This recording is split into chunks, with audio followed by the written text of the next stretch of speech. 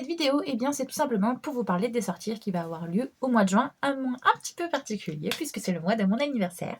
Donc, il va y avoir des sorties, certes, mais pas tant que ça qui m'intéresse. J'en ai noté quand même quelques-unes. Il y a à peu près une quinzaine de sorties qui m'intéressent, donc pas tant que ça, en sachant qu'il y a aussi quand même pas mal de mangas. Mais voilà, je me dis, il y a moyen que de toute manière, à ton anniversaire, tu te fasses énormément plaisir parce que il y a quand même des belles sorties qui sortent tout au long de l'année et donc tu vas pouvoir acheter des tomes que tu n'as pas achetés récemment puisque tu étais en no-buy jusqu'à il y a encore pas si longtemps que ça. Donc on commence le 4 juin, le lendemain de mon anniversaire, avec une BD qui m'intéresse particulièrement, Déranger, le tome 3. J'ai lu le 1 et le 2.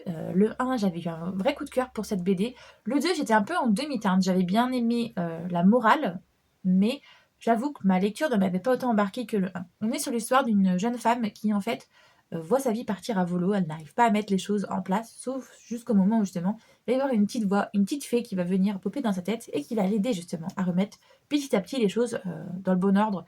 Et dans le tome 2, justement, les choses vont tellement bien qu'en fait, elle fait du mal autour d'elle à ne pas se rendre compte que les gens, eux, ne vont pas forcément bien ou alors mal interpréter des situations. Donc, c'est aussi intéressant, mais c'était différent. Donc là, dans le tome 3, je ne sais pas du tout sur quoi on va partir, mais je suis très curieuse de voir ça parce qu'en général, les morales sont très belles, sont très intéressantes. Et que je pense que ma mère va m'offrir très clairement pour mon anniversaire. C'est Assistant to the Villain, le tome 2, du coup, parce que on avait le tome. Donc non, Assistant to the Villain, c'est le tome 1. Donc là, c'est le tome 2, c'est Apprentice to the Villain. Bref. Je vous dis pas pourquoi le titre parce que sinon ça vous spoil le tome 1, mais dans le tome 1 on est sur l'histoire d'une jeune femme qui se retrouve un petit peu en galère. On est dans une réécriture de conte on va dire et elle va malencontreusement tomber sur la forêt, sur le méchant de son royaume et très clairement l'ennemi du roi juré, mais elle n'a pas de travail, son père est malade, elle a une petite sœur à charge, donc quand il lui propose un boulot pour lui devenir son assistante, elle dit ok d'accord. Donc c'est ce qu'elle va faire, elle va aller dans son château et elle va devenir du coup son assistante, elle va régler son emploi du temps, gérer pas mal l'administration, faire un peu la RH tout simplement, hein, de tous les employés qu'il a, parce qu'il faut qu'il ait un éleveur de dragons, il faut qu'il y ait des personnes qui créent des petites bombes, ou alors, enfin bref, il a tout un château rempli de personnes qui l'aident évidemment à faire ses malfaisances. Donc, eh bien, on a cette jeune fille qui est un peu la RH qui gère tout le monde. Et évidemment, entre les deux, va se nouer une petite romance, c'est une romantaisie, mais c'est vraiment très très très slow burn. Dans le tome 1, on a un bisou et vous verrez la situation fait que c'est pas voilà, c'est pas oufissime. Donc si vous voulez pas de smut sur cette là, on est bon. Après je sais pas pour le tome 2, mais pour le tome 1 en tout cas, il y a pas du tout de smut, il y a juste un bisou et voilà, c'est tout ce qu'on a. Donc j'ai très hâte justement de lire la suite parce que vu comment finit le tome 1, je vais pas vous le dire mais voilà, on veut évidemment savoir ce qui arrive à nos protagonistes. À cette même date, il y a aussi Father, I Don't Want This Marriage, le tome 6, si je me trompe pas, qui va sortir. Comment vous dire? Parce que là, justement, on est au tome 6. Donc, Father I Don't Want This Mariage, on est sur l'histoire d'une jeune fille qui va être fiancée, un marquis, un truc, un grade assez haut, mais qui va la renier et qui va vouloir justement épouser une princesse ou je sais plus trop quoi. Et cette princesse va être empoisonnée, donc du coup, on va l'accuser elle et elle va être du coup ben, abandonnée par son père en mode si elle a fait ça, tant pis, tu es là. Et du coup, elle va être tuée par l'héritier du trône, lui par contre, qui est le frère de la princesse qui est morte, qui va la tuer et qui est connu pour être un gars très sanguinaire. Elle remonte du coup au moment de sa mort, elle se dit qu'elle aurait. Il y a plein de choses qu'elle aurait changé si elle avait su comment allait finir sa vie. Et donc du coup, elle remonte, c'est une réincarnation, enfin pas une réincarnation, elle remonte dans le temps plutôt, et du coup, elle dit bon vu comment ça s'est fini ma précédente vie, je vais tout changer. Et en l'occurrence, c'est ce qu'elle va faire. Elle va rompre avec son ex-fiancé en montrant qu'elle est absolument pas intéressée, que s'il veut refaire sa vie, qu'il refasse sa vie. Elle va essayer d'être plus proche avec son père aussi pour que leur relation ne se passe pas comme dans la précédente vie. Et elle va rencontrer le disciple de son père et une petite relation va naître entre eux et on est très clairement sur une romance là encore. Donc je vous laisse découvrir qui est le disciple parce que son identité, elle la découvre que très tard, mais nous, enfin en tout cas dès le début j'avais cramé qui était l'identité de son disciple, mais c'est pas grave. Donc voilà, je vous laisse regarder et au niveau graphisme on est toujours sur quelque chose de très beau, très léché, un peu en mode webtoon comme vous savez, si vous savez, vous en regardez, voilà, si vous en lisez, vous savez à peu près dans quel style graphique on est. J'aime beaucoup, donc j'ai très hâte d'avoir la suite. On a aussi Oni Lemon Soda, le tome 9 qui va sortir. Donc j'ai très hâte, parce que là aussi je suis à jour, donc c'est chouette. Donc on est sur l'histoire d'une jeune fille qui se fait harceler au collège et tout le monde se moque d'elle parce qu'en plus, elle ne réagit pas au harcèlement. Donc, il l'appelle la pierre parce qu'elle n'a vraiment aucune réaction. Quand elle va devoir aller au lycée, elle va avoir un choix entre un lycée qui reflète ses notes, puisqu'elle a des excellentes notes partout, mais qui est assez snob, assez élitiste, ou un lycée où un jeune homme lui a dit d'y aller si elle voulait justement sortir de sa coquille, parce que lui, il voit très bien que c'est justement une pierre, mais une pierre, ça peut être aussi un diamant qui est brut et qu'il faut savoir tailler. Et donc, elle va décider de suivre ce jeune homme et d'aller dans ce lycée, et une relation va naître entre les deux, justement, un peu en mode protecteur, disciple, ou justement protégé, vous voyez. Lui, il va l'aider justement à sortir de sa coquille, à sortir un peu, justement, d'ailleurs, tout court, hein, à sortir avec ses amis, à faire des rencontres, voilà, à devenir la jeune femme qu'elle est censée devenir. Mais entre les deux, justement, entre l'amitié et l'amour, il n'y a qu'à pas, donc on va suivre justement leur relation petit à petit progresser. Donc j'ai très hâte de lire le tome 9 parce que là, on arrive enfin sur la concrétisation.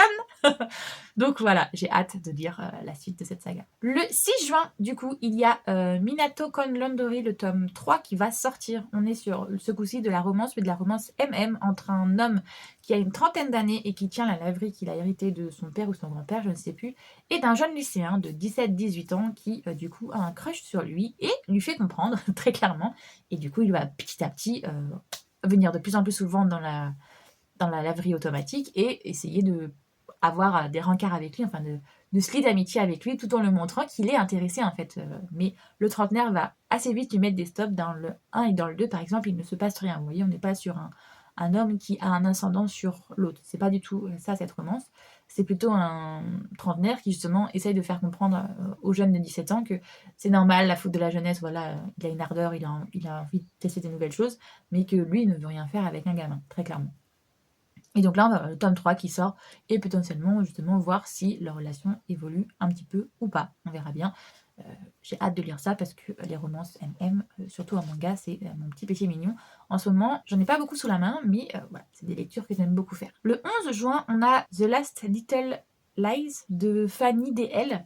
C'est une suite, je crois bien, d'une romance de Noël de cette même autrice que j'avais lue, alors je sais plus si c'est l'année dernière ou il y a 2 ans, que j'avais beaucoup aimé.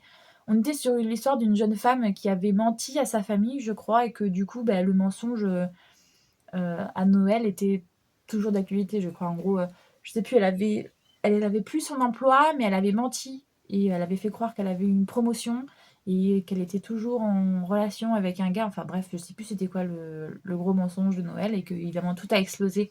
Il y a eu les grosses révélations lors du repas de Noël et on découvre que d'autres personnes dans la famille ont menti. Et donc ce tome-là va être sur la sœur justement, la fameuse Irine, si je ne me trompe pas, qui elle aussi a menti à un moment en prétextant avoir un super emploi, un super truc et tout. Donc là, on va être sur cette jeune femme qui va demander du coup à sa sœur de la faire embaucher, sauf que sa sœur va lui dire écoute, t'as passé ton temps à mentir. Enfin, moi aussi j'ai menti, mais là, je peux pas te faire embaucher en gros dans l'endroit où je travaille, je peux pas me porter garante pour toi quoi. Sauf que très clairement, il va y avoir un challenge en gros, qu'elle ne mentira plus jamais, promis. Et je crois qu'il va y avoir une romance entre elle et le patron. Mais voilà, on va bien voir ce que ça donne. Je n'en sais pas plus. Mais j'avais bien aimé la première romance, donc je me dis pourquoi pas me laisser tenter par la seconde. La première était très Noël. C'était totalement d'ailleurs une romance de Noël. Celui-ci a l'air plus vibe été. Je crois que sur la couverture, on a une statue de la liberté et tout en mode new-yorkaise. Enfin bref, je sais pas pourquoi, mais ça m'évoque plus l'été. Donc je me dis que potentiellement, celle-ci, je pourrais me l'acheter et la lire assez rapidement. Ensuite, le 18 juin, il y a évidemment une flopée de livres qui sort, mais il y en a un en l'occurrence qui est très attendu au niveau français, c'est Onyx Storm, évidemment, le tome 3 de Force Wing qui va sortir et qui est très très très attendu. Moi malheureusement, je l'ai commandé auprès de Cynthia dans son espace culturel, donc je ne vais pas la voir avant début juillet. Donc je prie tous les saints, tous les dieux, tout ce que vous voulez, pour ne pas me faire spoiler pendant les 15 jours, 3 semaines où je ne vais pas avoir ce livre en main, puisque, comme je vous dis, il sort le 18, et moi je crois que je vais voir Cynthia le 5 ou le 6 juillet. Donc vous voyez, il va y avoir 15 jours, 3 semaines où je ne vais pas avoir ce livre en main, puisque je ne la verrai pas. C'est elle que je l'ai commandé. Donc j'espère que Instagram ne va pas me faire chier à ce niveau-là, et ne va pas me spoiler trop. Déjà que quand la VO est sortie, il y a eu pas mal de spoilers qui sont sortis, j'ai réussi à passer entre les gouttes. Donc là, j'espère réussir aussi quand ça va être la VF, mais j'ai un petit peu peur, je vous avoue. Quitte à être dans les storms, on a Vancouver Storm, le tome 3 qui va sortir, donc c'est The Wingman, je crois. Il y a eu le... Mais je crois que c'est des romances de hockey. Donc je n'ai encore ni lu le 1 ni le 2, mais ils sont dans ma liseuse, et je vois que le 3 est sorti. Donc je ne sais absolument pas de quoi ça parle, juste au niveau de la couverture. Je vois que c'est des hockeyeurs, romance hockey, on adore. Donc potentiellement, je me dis, tu te le mets dans un coin, tu le mettrais dans ta wishlist, et j'adore la couve, j'adore les romances hockey, il y a fort moyen que ça me plaise.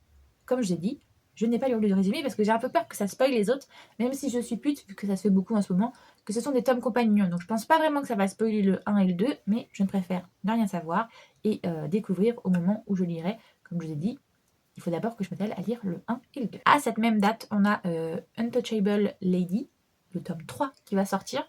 On est sur l'histoire d'une jeune fille qui a hérité d'un pouvoir. En fait, je crois qu'on a 4 familles, et selon la famille, enfin des grands aristos, et ils ont des pouvoirs en fonction de leur clan. Je crois qu'il y a celui-là du Nord qui a le pouvoir avec la glace, il y en a un qui a le pouvoir avec les ombres, le troisième je sais plus, et eux ils ont le pouvoir avec les plantes. Et normalement, évidemment, l'héritier en général, c'est toujours celui-là qui a le don. Sauf que là, elle a un frère aîné qui n'a pas reçu le don, c'est elle, la jeune cadette et la femme, qui a reçu le don. Donc son père est absolument énervé et ne veut pas que ce soit sa fille qui soit l'héritière du clan. Du coup, ils font semblant en fait que c'est soit le fils, à chaque fois qu'il fait des prestations, en gros, c'est elle qui balance son don, mais ils font semblant que c'est lui qui a le don. Elle fait ça pendant plusieurs vies, je crois, où elle se rend compte qu'en fait, à chaque fois, elle se fait avoir, et au bout, je crois, de la 7e, je sais plus, au bout de la combienième de vie, elle en a marre justement, et elle décide que non. C'est bon, son frère à chaque fois de toute manière, ça se finit toujours mal pour elle, donc elle en a marre, et elle décide justement de se venger, et de reprendre le contrôle de sa vie et du clan tout entier.